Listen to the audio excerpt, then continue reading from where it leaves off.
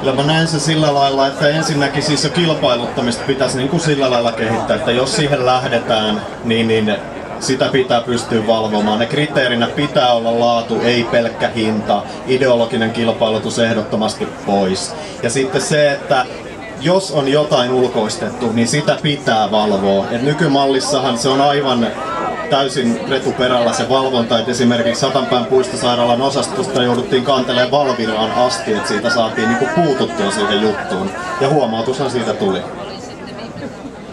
Valitettavasti vaan huomautus, homma jatkuu edelleen. Me ollaan koko syksyn leikitty sellaista leikkiä kuin, että missä on Paavo, ja nyt me ollaan onnekkaita, koska Paavo on täällä tänään. Suomen ainoa tennariministeri, tuletko tänne? Kiitoksia.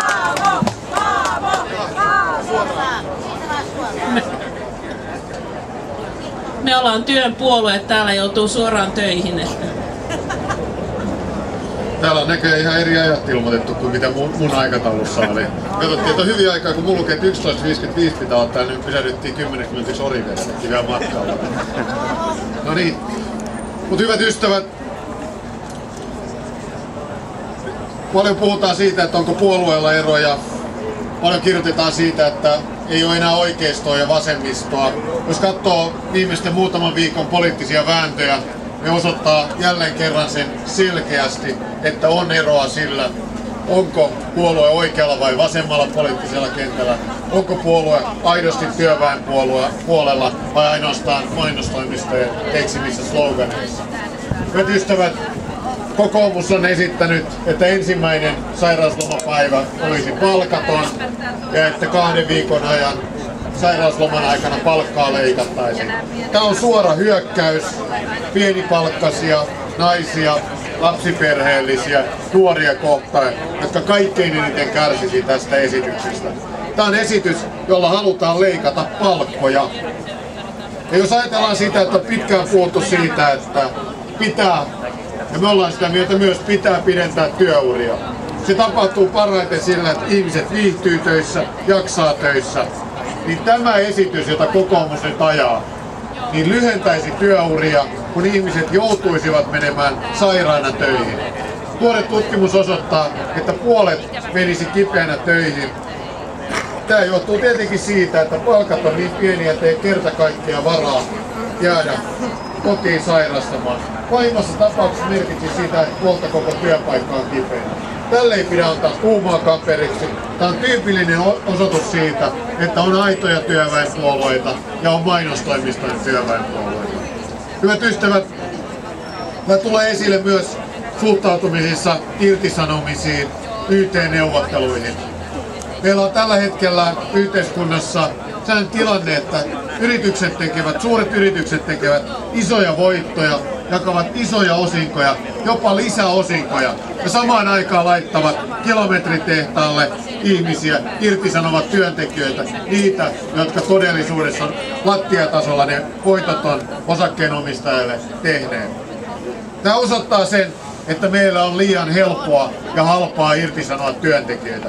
Kysymys ei ole vain rakennemuutoksesta. Kysymys on siitä, että meillä tuloksentekijät voidaan laittaa lyhytnäköisiä pörssikursseja nousua tavoitellakseen pihalle. Jos verrataan Suomen tilannetta esimerkiksi Saksaan, Bochumissa Nokia sulki tehtaan, työntekijät sai 200 miljoonan euron korvauksen. Se ei työpaikkoja pelastanut, mutta huomattavasti helpompi on sen jälkeen etsiä uutta työtä, opiskelupaikkaa, kun on taloudellista turvaa. Nyt Nokia on sulkemassa Salon tehtaan. Ollaanko Salossa antamassa samanlaista pakettia? Ei olla. Miksi? Koska Suomessa ei lainsäädäntö tähän pakota. Hyvät ystävät, 3. esimerkki siitä, mikä ero on oikeistolla ja vasemmistolla, näkyy rahoitusmarkkinaverossa. Jos muistatte 90-luvun alkua, kun suomalaiset veronmaksajat pelasti suomalaiset pankit, pumpattiin niihin noin 50 miljardia markkaa.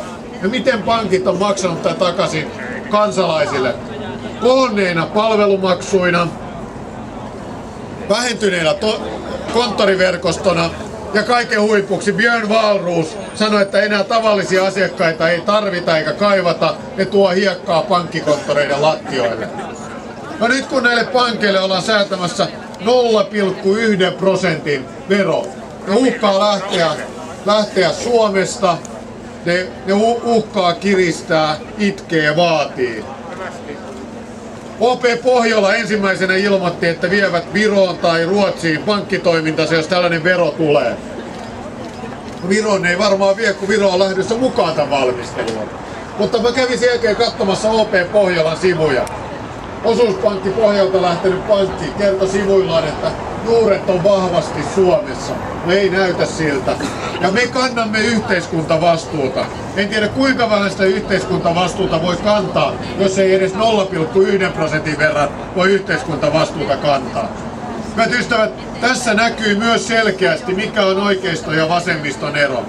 Halutaanko puuttua siihen keinotteluun, siihen pörssipeliin, joka aiheutti sen kuplan, josta syntyi finanssikriisi, jonka seurauksia me täällä, tavalliset suomalaiset, joudutaan myös Suomessa kärsimään. Samalla lailla kuin kreikkalaiset, espanjalaiset, tavalliset ihmiset kärsii siitä, mitä pörssipelissä on epäonnistuttu. Rahoitusmarkkinaveron ajatus on se, että laitetaan tämmöinen älytön lyhyt kauppa kuriin. Totta kai pankit ja finanssilaitokset vastustaa. Eihän ne halua mitään rajoitteita omalle toiminnalle. Mutta ei kai meidän pidä olla niiden puolella, vaan tavallisten ihmisten puolella. Kokoomus on puolensa valinnut, mutta se hämmästyttää, että myös perussuomalaiset ja keskusta on mieluummin pankkien ja finanssilaitosten puolella kuin tavallisten suomalaisten, tavallisten eurooppalaisten puolella. Tämä on tyypillinen esimerkki siitä, jossa näkyy, että pitää olla rohkeutta muuttaa järjestelmää, uudistaa sitä. Hyvät ystävät, nämä on asioita, joita ei tietenkään kuntatasolla ratkaista, mutta nämä osoittaa sen, minkälaisia eroja on puolueiden välillä. Ja kuntavaaleilla on merkitystä yleisen poliittisen tilanteen kannalta. Ne puolueet, jotka vahvistuu, niiden painoarvo lisääntyy myös valtakunnan politiikassa. Mutta kuntavaalit, näissä ennen muuta ratkaistaan se, miten hyvin meidän peruspalvelut toimii lähellä ihmisiä kaupungeissa, kunnissa. Päivähoito, peruskoulu, terveydenhoito, vanhustenhoito ja hoiva. Nämä on asioita, jotka ratkaistaan kunnallisvaaleissa. Ensimmäinen asia on se, että ihmiset pitää saada liikkeelle. Suomessa on sellainen omituinen tilanne, että pressavaaleissa äänestetään kaikkein eniten, vaikka pressavaalit vaikuttaa oman arjen kannalta korkeintaan siihen, että mitä sisältöä on iltapäivälehtien 5. sivulla.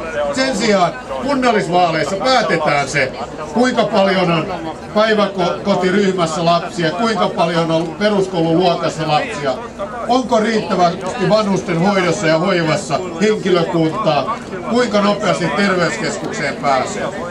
Sen vuoksi pitää saada liikkeelle ne, jotka puolustaa lähellä tuotettuja, hyviä kunnallisia palveluita. Ja iso taistelu tietenkin käydään siitä, tuottaako nämä palvelut kunta itse, kaupunki itse omana työnä, vai päästetäänkö entistä enemmän yksityiset yritykset tekemään bisnestä meidän palveluilla, meidän terveydellä. Meillä on valtava joukko huonoja esimerkkejä siitä, mitä yksityistäminen, ulkoistaminen on tarkoittanut niin Euroopassa kuin Suomessa. Meidän ei pidä päästää ulkomaalaisia, monikansallisia yrityksiä tekemään bisnestä meidän terveydellä. Mutta kaikkein härskeintä on vielä se, että verot niistä ei tule edes Suomeen, vaan ne kierrätetään veroparatiiseihin. Näissä vaaleissa on kysymys siitä, että puolustetaan lähellä tehtyjä, tuotettuja hyviä palveluita niin, että kunta niistä huolehtii. Tämän puolesta me tehdään töitä kaikkialla Suomessa, tämän puolesta me tehdään Tampereella ja Pirkanmaalla. Ja jos haluaa tämän puolesta toimia, silloin kannattaa äänestää vasemmistoa. Vasemmisto on se puolue, joka näistä asioista ei periksi. Kiitoksia.